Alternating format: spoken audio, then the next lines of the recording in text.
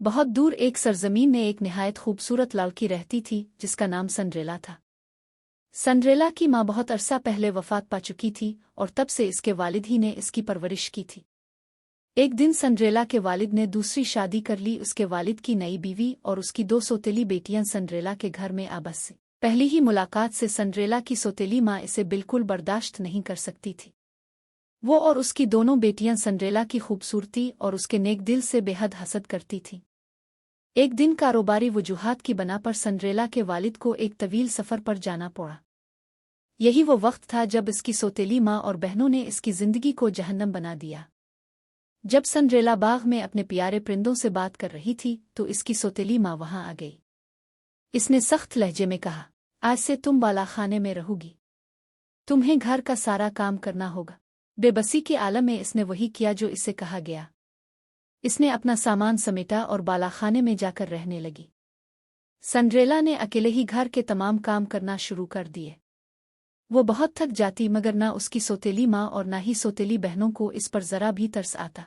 एक दिन शहर में बादशाहत की तरफ से एक ऐलान किया गया कि हमारे शहजादे के महल में रक्स की महफिल मुनक्किद किया जा रहा है और तमाम वो लड़कियां जो शादी के काबिल हैं इसमें मदऊ है। जैसे ही सौतेली बहनों ने ये खबर सुनी वो दौड़ती हुई घर आईं और अपनी माँ को बताया।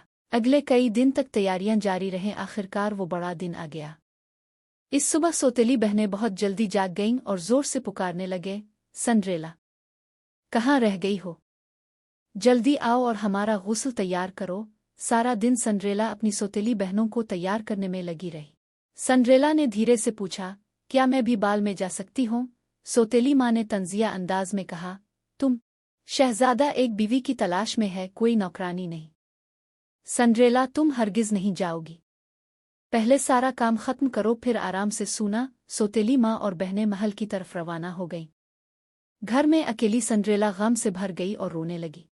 अगर मेरे वालिद होते तो ये सब कभी ना होता। अचानक एक निहायत रोशन रोशनी उसके सामने नमूदार हुई। शुरू में सनड्रेला को समझ नहीं आया कि ये क्या है। वो हैरानी से देख ही रही थी कि इसी रोशनी के बीच एक निहायत हुसैन परी जाहिर हुई। मेरी प्यारी सनड्रेला, रो मत, तुम भी महल जाओगी। क्या मैं भी जा सकती हूँ? मगर मेरा हाल तो देखो। ओ फिक्र मत करो, मैं तुम्हारी मदद के लिए आई हूँ। अब जाकर एक कद्दू और कुछ चूहे ले आओ। ओ सनड्रेला को समझ नहीं आया कि उन चीज़ों की क्या ज़रूरत है, लेकिन फिर भी इसने वही किया जो परी ने कहा। परी ने अपनी जादुई छड़ी निकाली और एक झटके में इस कद्दू को एक खूबसूरत घोड़ा गाड़ी में बदल दिया।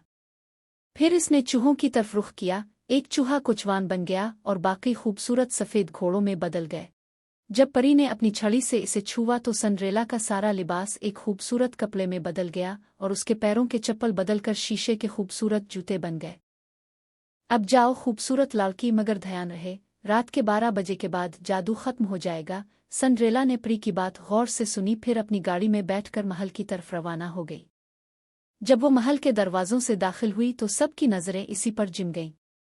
वो निहायत हुसैन और पुरस्सर लग रही थी। इसकी सौतेली माँ और बहनें भी इसको पहचान न सके। अचानक शहजादा सीढ़ियों पर नमूदार हुआ। वो धीरे धीरे नीचे आया और सनड्रेला के सामने राग गया।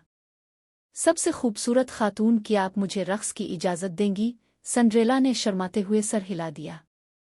दोनों ने रक्स शुरू किया। सनड्रेला मौसीकी और रक्स में इतनी मह हो गई कि इसे एहसास ही ना हुआ वक्त कैसे गुजरा। जब इसने बड़ी घड़ी की तरफ देखा तो रात के 12 बजने को थे। इसे परी की बात याद आ गई। वो खौफजदा होकर भागी। जब वो सीढ़ियों से दौड़ रही थी तो इसका एक जूता गिर गया। महल के बाहर पहुंचते ही सब कुछ वापस अपनी असल हालत में बदल गया। शहजादे ने वो जूता देखा और कहा, इस जूते की मालिक को तलाश करो। कई दिनों बाद शहजादे के आदमी हर घर में गए। जब शहजादे के आदमी सनड्रेला के घर पहुंचे तो सौतेली माँ ने इसे बंद कर दिया, मगर चूहों की मदद से वो बाहर आई। इसने जूता पहना जो बिल्कुल फुट आया, फिर वो इसे महल ले गए।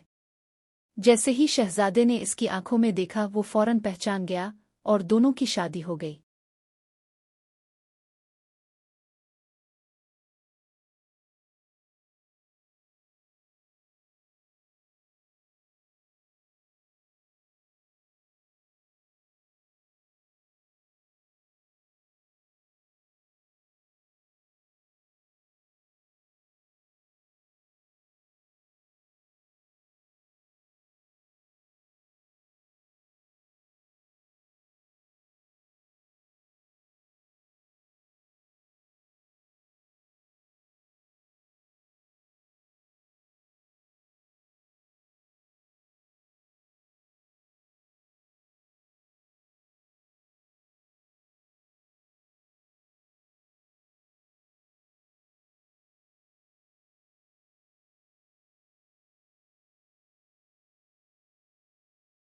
जब शहजादे के आदमी सनरेला के घर पहुंचे तो सौतेली माँ ने इसे बंद कर दिया, मगर चूहों की मदद से वो बाहर आई। इसने जूता पहना जो बिल्कुल फुट आया, फिर वो इसे महल ले गए। जैसे ही शहजादे ने इसकी आंखों में देखा, वो फौरन पहचान गया और दोनों की शादी हो गई।